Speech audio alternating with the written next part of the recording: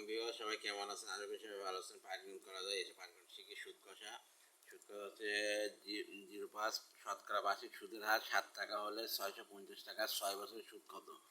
শতকরা বার্ষিক সুদের হার 6 টাকা।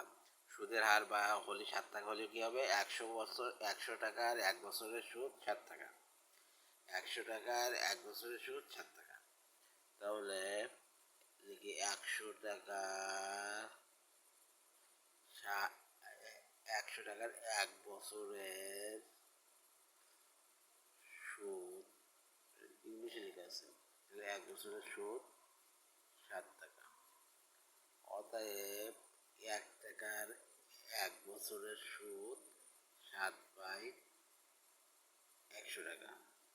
অতএব 650 টাকার 1 বছরের সুদ 7 × 650/100।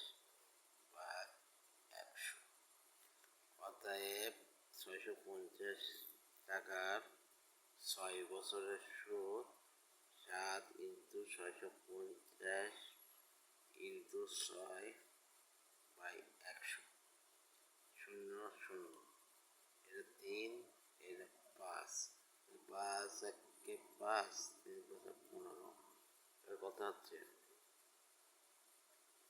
3 এর সাথে 13 গুণ করলে 3 একে 9, 3 3, 7, 7 নং 63, 7 3 আছে 21, তাহলে 21 আর 7 যোগ করলে 273। অতএব 273 টাকা। অ্যান্সার